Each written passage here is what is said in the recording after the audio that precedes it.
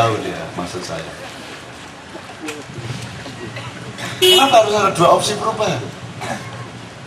Di situ lahirlah Jabariyah, lahirlah Qadariyah, lahirlah Wahidiyah, lahirlah segala macam, lahirlah sikap-sikap teologi yang berbeda-beda, sikap budaya yang berbeda-beda, storikotia yang berbeda, dan kaifiyah yang berbeda-beda di antara manusia.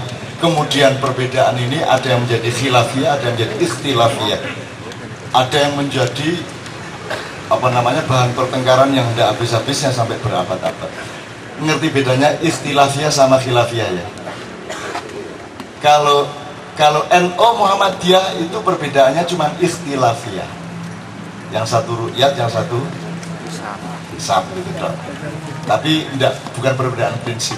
Terus saya bilang, lah ya sekali digabung sirek ru'yatul hisab. Terus si jine hisabur ru'yah lah, saya ruwet-ruwet ada-ada. Terus umatnya ya gitu melok goblok. Cak, saya milih yang mana ini? Kok tidak bersatu? Lu kan itu apa sih kok ngelangin? Milih siji, sing dhisik. Bukan gitu aja. Kamu kan tinggal ngikut, kamu kan umat, ulamanya yang tanggung jawab, kok repot. Kamu ikut aja.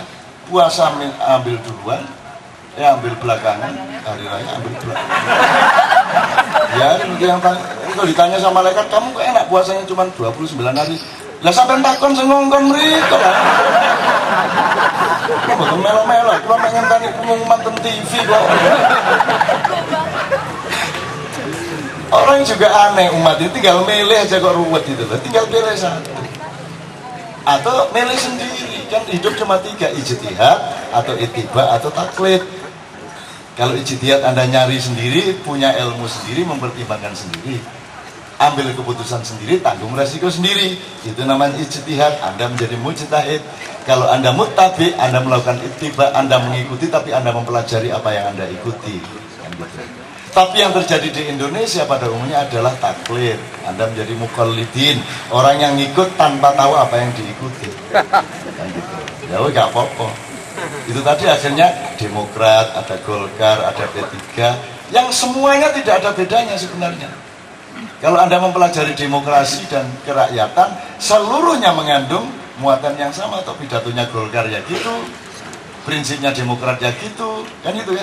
PKS ya gitu, sama semua kok. Lah kalau sama itu terus ngapain berbeda gitu loh? Kok enggak jadi satu partai aja? Kan itu loh. Kenapa satunya anjing, satunya ayam, satunya babi, satunya kerbau, satunya lembu? Sama-sama jegok saja loh, kan itu. Atau kalau lebih sopan, sama-sama berkokok, sudah jadi ayam saja semua. Kayak sendiri cinta ini loh. Ini kan jelas kita mengandalkan kokoknya, bukan siapa Anda, kan begitu. Bukan siapa engkau di sini, tapi apa yang engkau lakukan. Di sini Islam tidak menjadi output, Islam hanya input. Islam itu letaknya di dapur, yang di meja yang disuguhkan ke para pembeli itu. Kalau bisa jangan ada label Islamnya, malah sekarang dilabeli ya. Ini geduk Islami. Angel ini. Jadi orang sekarang di Jombang itu banyak sekolahan yang namanya Al-Amin, Al-Muhsin. Pokoknya nanti yang bikin belum tentu santri itu. Pokoknya yang laris sekarang ini ada Al-nya, Al-Mu'min, Al-Bingung wis. Dan itu tidak ada hubungannya sama Islam. Pokoknya itu terus ono kaligrafinya itu yang laku. Katanya apa wis? Karena kita sudah melanggar prinsip peradaban. Kita tidak hati-hati. Ada 4 bidang yang seharusnya kita regulasi pada wilayah mana, seberapa jauh, pada tingkat dosis seberapa. 4 bidang ini boleh dimasuki kapitalisasi. Pada bidang yang lebih kecil lagi mungkin boleh sampai kapitalisme, bukan hanya kapitalisasi. Yaitu bidang kesehatan, bidang keagamaan, kebudayaan, dan pendidikan. Misalnya kesehatan, kalau dokter nyuntik, itu alat suntiknya kan beli, maka yang disuntik harus ikut urunan. Nah, caranya ngikut urunan adalah dia bayar ke dokter itu yang diregulasi, yang diukur kira-kira satu suntik bisa untuk sekian pasien, sehingga setiap pasien sebaiknya bayar sekian. Jadi alat suntiknya itu memang harus dibeli, harus dibayar oleh pasien. Tapi kalau dokter nyuntik itu tidak boleh dibayar. Itu kalau mau peradaban benar. Dokter nyuntik tidak boleh bayar. Yang harus dibayar alat suntiknya.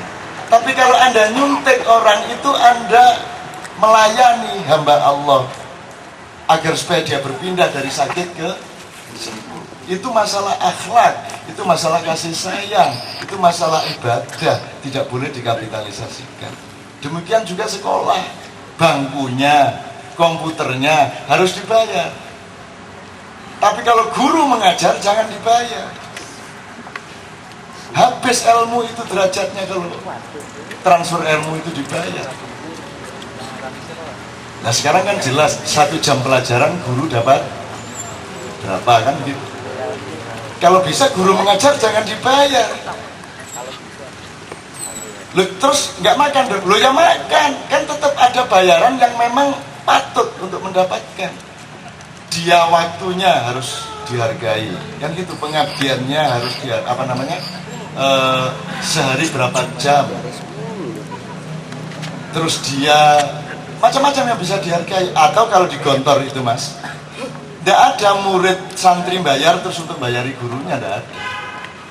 Gurunya itu mendapat uang dari himpunan uang santri, tapi tidak dibayarkan ke guru, melainkan dikasih modal untuk usaha. Tapi tidak ada hitungan bahwa sekian jam pelajaran dia dapat sekian. Memang batasnya tipis, tapi antara akhlak sama perdagangan harus dibedakan. Kalau enggak nanti Anda ketipu terus. Sekarang ini 70% uangnya rakyat habis untuk pendidikan loh, ini bulan-bulan ini.